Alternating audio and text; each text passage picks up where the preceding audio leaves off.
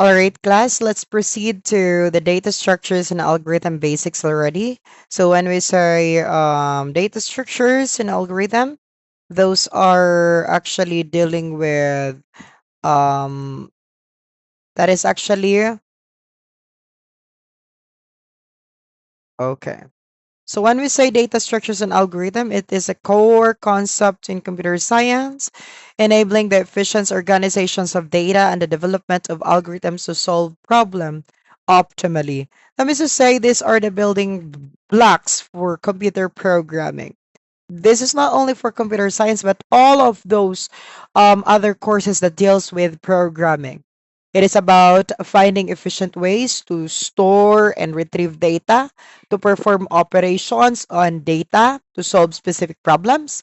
And by understanding data structures and algorithm class, you can also decide which data structures or algorithm is best for a given situation. So you can actually make a program that run faster or use less memory, something like that. Or you will understand how to approach complex problem and solve them in a systematic way. That's how you can organize those things. Data structures is importance as well. Is important. Understanding data structure is crucial for efficient problem solving. Forms the foundation of various fields like software engineering, data science, and machine learning. So when it comes to that, this is the core concept in computer science, which enables you to efficiently organize the data and develop such algorithm to solve problems optimally. In these structures right now, if you're IT, you're dealing with software engineering, and you can solve other system or other software engineering project using data structures. In terms of computer science, data science, since that is also dealing with the data sets and machine learning also, which you can still be going to apply this data structures and algorithm. Next, why to learn data structures and algorithm? It is for optimizing solution. Data structures and algorithms allow you to solve complex problem more efficiently and saving time and resources. So of course, because by learning data structures, you could really optimize such time or the spaces or the memory of your computers also. And when it comes to data structures and algorithm, there will be a lot of applications for this. It is widely used in software development, machine learning, database management, web development, game dev.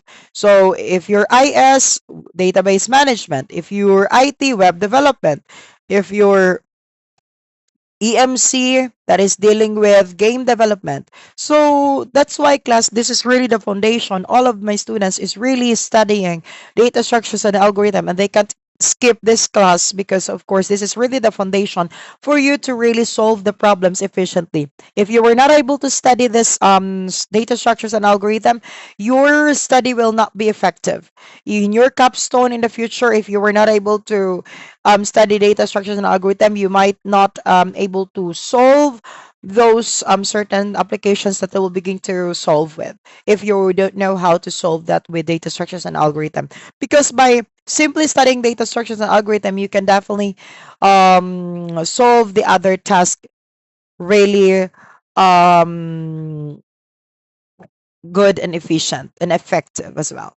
And learning data structures, it will also improving problem solving skills. By mastering data structures and algorithm, you will also learn to think logically and break down complex problems into smaller and manageable parts. Of course, because by simply checking, if for example, if you do have a problem right now, if you'll be going to check the root cause analysis of that, if you will begin to deal with data structure and algorithm, because we are dealing in a step-by-step process, and you can also arrange that in a sequential manner.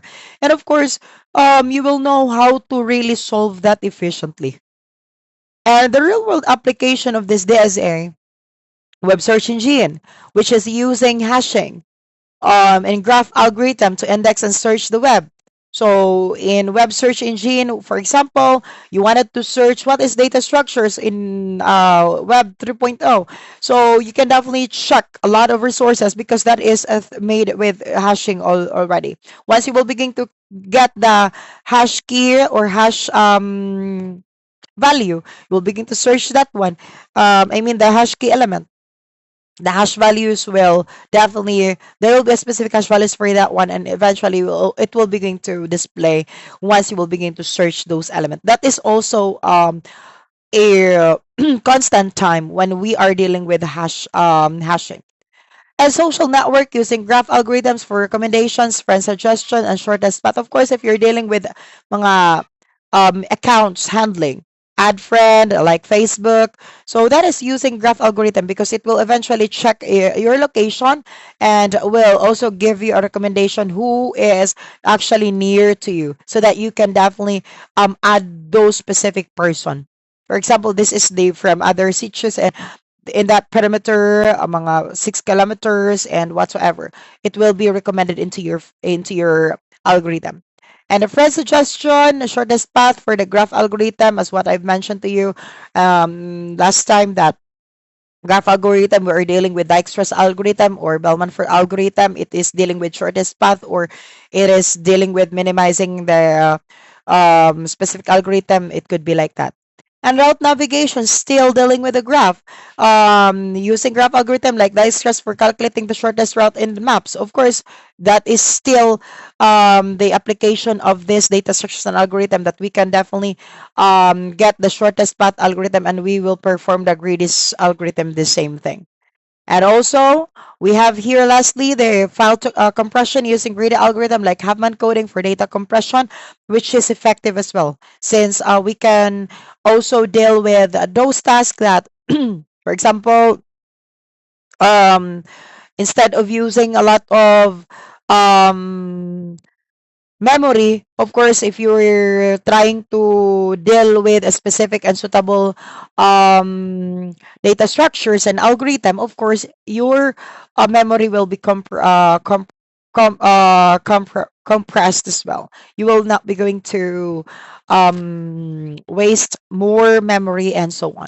So that's the end of this data structures and algorithm, and I'll be going to discuss in a separate video the execution time cases already.